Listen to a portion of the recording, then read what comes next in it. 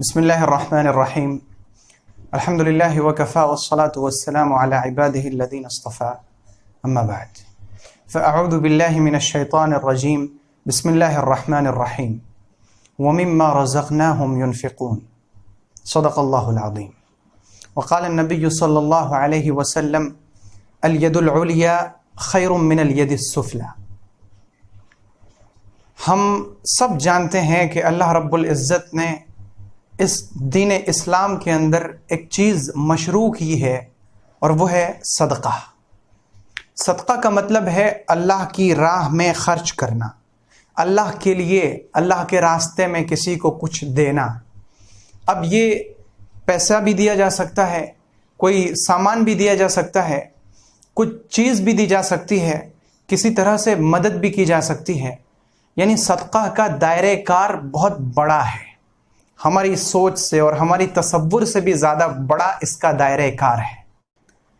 صدقہ صرف یہی نہیں ہے کہ ہم کسی کو مال دے دیں یا ہم کسی کو کوئی سامان دے دیں، بلکہ پیغمبر علیہ السلام نے فرمایا تبسمک فی وجہ اخیک صدقہ، کہ تمہارا کسی کو مسکرا کر دیکھ لینا بھی صدقہ ہے، کیونکہ تم نے مسکرا کر دیکھنے کی وجہ سے اس سامنے والے کے دل میں خوشی ڈال دی. یعنی کسی کو خوش کرنا صدقہ ہے. آپ نے فرمایا کہ اپنے ڈول سے، اپنی بالٹی سے دوسرے کے ڈول میں یعنی دوسری کی بالٹی میں، دوسرے کے برتن میں پانی ڈال دینا کہ اسے آسانی ہو، یہ بھی صدقہ ہے. کسی ایسے شخص کو جو راستہ بھول گیا ہو، راستہ بتا دینا بھی صدقہ ہے. بہت سے لوگ پوچھتے ہیں کہ یہ راستہ کدھر سے جاتا ہے، یا ہمیں فلاں جگہ پہنچنا ہے، کیسے پہنچیں گے؟ تو آپ نے اگر اس نیت سے اسے راستہ بتایا کہ یہ اللہ کا بندہ راستہ بھولا ہوا ہے، میں اس کے ساتھ اچھا معاملہ کر رہا ہوں اور اللہ مجھے اس کا اجر دے گا، تو آپ کی اس نیت کی وجہ سے آپ کا یہ راستہ بتانا بھی صدقہ بن جاتا ہے. اسی طرح اگر کوئی نابینا شخص ہے اور آپ نے اس کا ہاتھ پکڑ کر راستہ پار کروا دیا، تو یہ ہاتھ پکڑ کر راستہ پار کروا دینا بھی صدقہ ہے. اور اتنا ہی نہیں، بلکہ آپ تصور کیجئے کہ ایک شوہر جب اپنی بیوی کو ایک فطری محبت کی وجہ سے اس کے منہ میں کھانے کا ایک لقمہ ڈالتا ہے، تو پیغمبر علیہ السلام نے فرمایا کہ یہ بھی صدقہ ہے.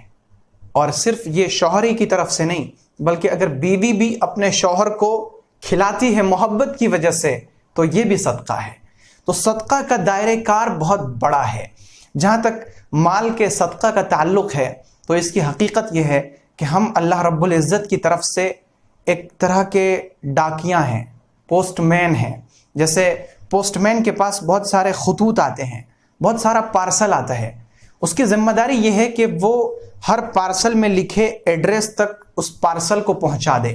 اب اگر کوئی پوسٹ مین اس پارسل کے بارے میں یہ سوچ لے کہ یہ چیز میری ہے، یہ پارسل میرا ہے، یا یہ خط میرا ہے، تو ہم اور آپ اسے کیا کہیں گے؟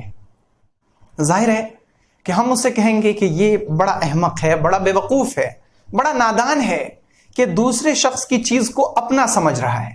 بالکل اسی طرح اللہ کی راہ میں خرچ کرنے کا جو تصور ہے وہ اللہ تعالیٰ نے ہمیں اسی طرح دیا ہے.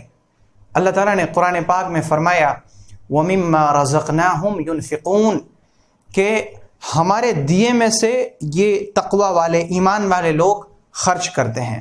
یعنی تم جو کچھ خرچ کرتے ہو وہ تمہاری اپنی چیز نہیں ہے کہ تم نے سمجھ لیا کہ یہ میرا مال ہے اور میں اسے دوسرے کو دے رہا ہوں.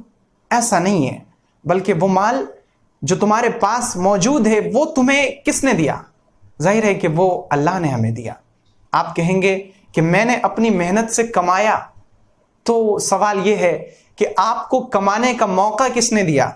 آپ کو کمانے کی طاقت اور ہمت کس نے دی؟ آپ کو کمانے کا علم اور ہنر کس نے دیا؟ آپ کی آنکھوں کو صحت مند کس نے بنایا؟ آپ کے کان کو صحیح سالم کس نے رکھا؟ آپ کے ہاتھ پاؤں کو کام کرنے کے لائق اور قابل کس نے رکھا؟ ظاہر ہے کہ یہ سب اللہ کی نعمتیں ہیں، اور آپ انہی نعمتوں کا استعمال کر کے پیسے کما رہے ہیں. تو گویا تمام پیسے، تمام مال و جائیداد جو آپ کے قبضے میں ہے، وہ سب کی سب اللہ کی ہے. آپ محض اس کے لیے امانت دار کی حیثیت رکھتے ہیں. اب صدقات بھی دو طرح کے ہیں، ایک تو ہے زکوٰۃ، جسے صدقہ واجبہ کہا جاتا ہے۔ یہ زکوٰۃ ہر اس شخص پر فرض ہے جو صاحب نصاب ہو۔ سونے کا ایک نصاب ہے، چاندی کا ایک نصاب ہے، نقد رقم کا ایک نصاب ہے، مال تجارت کا نصاب ہے، بکری کا نصاب ہے، اونٹ کا نصاب ہے، گائے کا نصاب ہے۔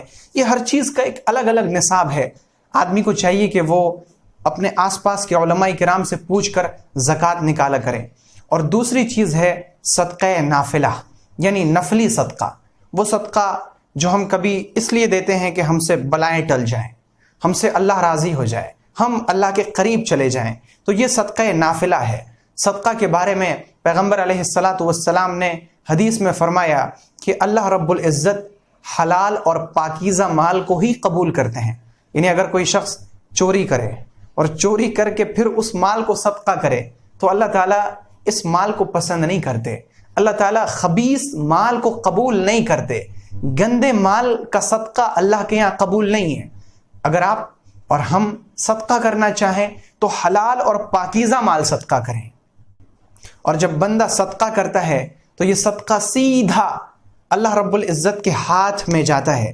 اور جس طرح ہم کسی اونٹ کے بچے کو یا گھوڑے کے بچے کو پالتے ہیں کہ وہ پلے بڑھے، وہ بڑا ہو اور اس کی افادیت بڑھے، اس کی مالیت بڑھے، اسی طرح یہ صدقہ اللہ کے ہاتھ میں پہنچتا ہے اور یہ صدقہ اللہ کے ہاتھ میں ایک طرح سے پرورش پاتا ہے۔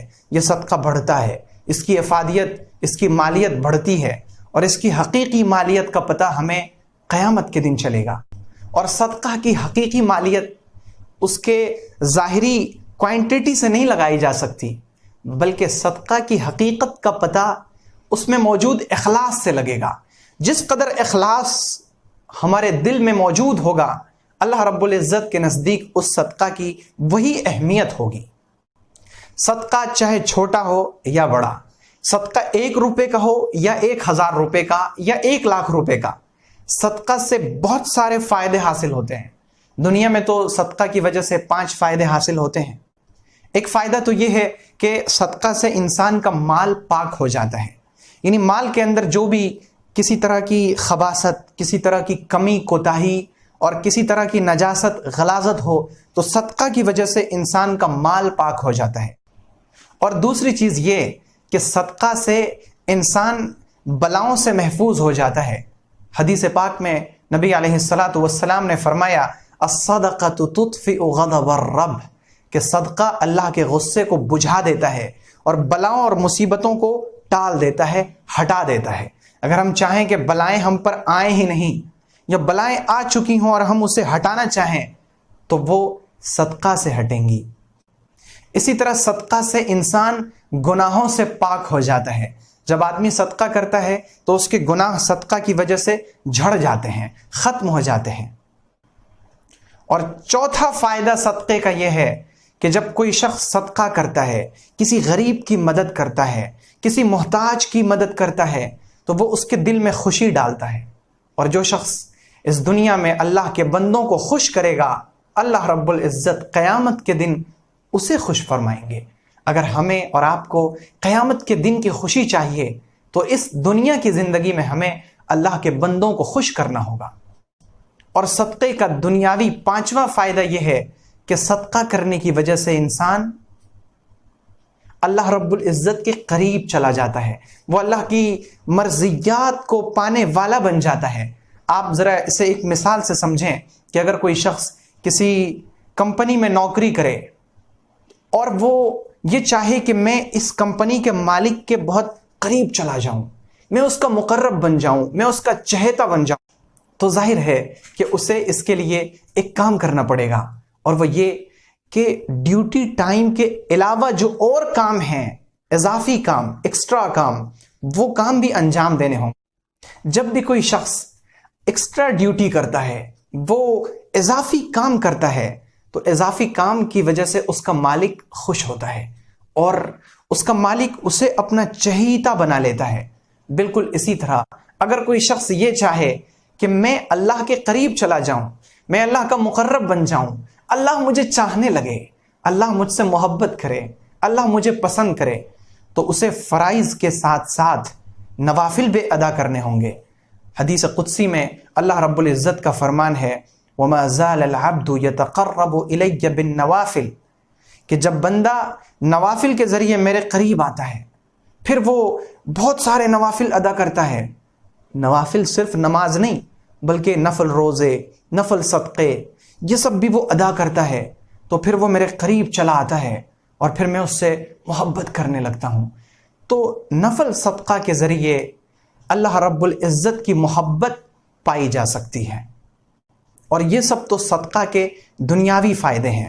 صدقہ سے انسان کی جو بیماری ہے، جو بھی جس طرح کی بھی بلا اور مصیبت انسان پر آئی ہوئی ہو، وہ بلا اس کے مال میں ہو، اس کی اولاد میں ہو، اس کی صحت میں ہو، کسی بھی چیز میں بلا ہو اور مصیبت ہو، اسے صدقہ کے ذریعے ختم کریں۔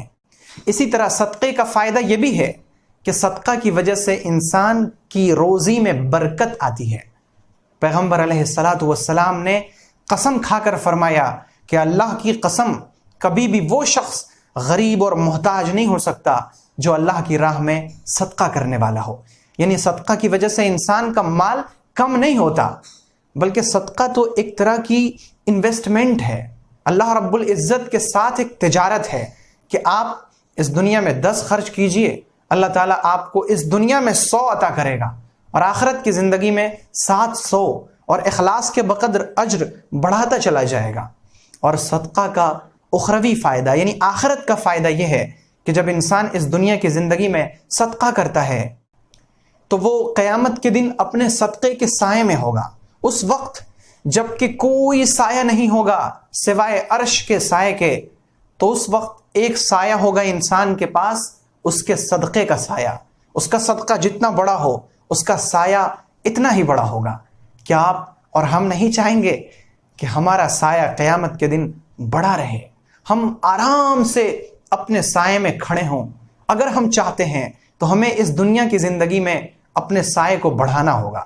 جیسے جیسے ہم اپنے صدقات بڑھائیں گے ویسے ویسے قیامت کے دن ہمارا سایہ بڑھتا چلا جائے گا۔ اور جو لوگ اس دنیا کی زندگی میں صدقہ کرتے ہیں ان کا حساب آسان ہوگا، اور میزان عمل میں ان کی نیکیاں زیادہ ہوں گی۔ یہ صدقہ بھی تو میزان عمل میں تولا جائے گا، اور اخلاص کے موافق اس کا وزن ہوگا، جیسا اخلاص ویسا ہی وزن۔ اور پھر صدقے کا فائدہ یہ بھی ہے کہ صدقہ کرنے کی وجہ سے انسان پلسرات کے اوپر سے آسانی سے گزر جائے گا۔ پلسرات جو اس قدر خطرناک ہے، جو ایک تو بہت زیادہ باریک ہے کہ اس پر چلا جانا انتہائی مشکل ہے، اور پھر یہ کہ اس کے دونوں طرف آنکڑے نکلے ہوئے ہیں، اور وہ آنکڑے اپنے اوپر چلنے والوں کو کھینچ کر جہنم میں پھینک دیں گے۔ اس سخت پلسرات پر سے گزرنا کس قدر مشکل ہے، اس مشکل گھڑی میں یہ صدقہ کام دے گا۔ اور جو لوگ اس دنیا کی زندگی میں خوب صدقہ کرتے ہیں، اللہ رب العزت جنت میں ان کے درجات خوب بلند کریں گے۔ اب سوال یہ ہے کہ صدقہ کہاں کہاں کیا جائے؟ تو بہت ساری چیزیں ہیں جو ہمیں نظر آتی ہیں۔ محتاجوں کو کھانا کھلا دیا، انہیں کپڑا پہنا دیا، کوئی بیوہ عورت ہے جس کا کوئی پرسان حال نہیں، اس کے لیے کچھ وظیفہ مقرر کر دیا، کچھ ماہانہ دینے لگے۔ اسی طرح سے جہاں پر پانی کی کمی ہے، پانی کی دقت و پریشانی ہے، وہاں پر پانی کا انتظام کر دیا، کوئی نل لگوا دیا، کوئی ہینڈ پمپ لگوا دیا، کوئی کنواں کھدوا دیا۔ کہیں پر مسجد کی پریشانی ہے، مسجد بنوا دی، مسجد کی تعمیر میں حصہ لے لیا۔ مدرسے جو دین کے قلعے ہیں، جہاں سے دین کے محافظ اور سپاہی تیار ہوتے ہیں، جہاں مہمان رسول پڑھتے ہیں، اس مدرسے کی تعمیر میں، اس کی ترقی میں حصہ لینا، اور اس میں اپنی جائیداد اور اپنے مال کو خرچ کرنا۔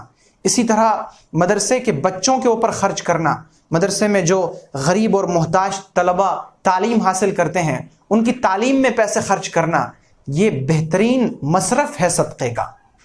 اسی طرح یتیم کی کفالت کرنا، پیغمبر علیہ السلام نے فرمایا انا وکافل الیتیم کہاتین فی الجنہ، کہ میں اور یتیم کی کفالت کرنے والے جنت میں ایسے ہوں گے جس طرح ان دو انگلیوں کے بیچ کوئی فاصلہ نہیں، اسی طرح میرے درمیان اور یتیم کی کفالت کرنے والے کے درمیان کوئی فاصلہ نہیں ہوگا، وہ جنت میں میرا پڑوسی ہوگا۔ تو اگر کوئی یتیم ہے تو اپنے پیسے سے اس کی کفالت کرنا بہترین صدقہ ہے۔ اسی طرح علم کو پھیلانا، اگر کوئی مفید کتاب ہے جو اگر چھپے گی تو دنیا میں لوگ اسے پڑھیں گے اور لوگ فائدہ اٹھائیں گے، لوگوں کو اس سے دین کا علم حاصل ہوگا، لوگ ترقی کریں گے. اور ایسی کتابیں پیسے کی کمی کی وجہ سے نہیں چھپ پا رہی ہیں، وہ شائع نہیں ہو پا رہی ہیں، تو ایسی کتابوں کو شائع کرانے میں اپنی رقم خرچ کرنا بہترین صدقہ جاریہ ہے. صدقہ جس شکل میں بھی ہو، جن لوگوں پر خرچ ہو، بس یہ دھیان رہے کہ ہمارے اس صدقہ کی وجہ سے کسی طرح کا کوئی گناہ نہ ہو جائے.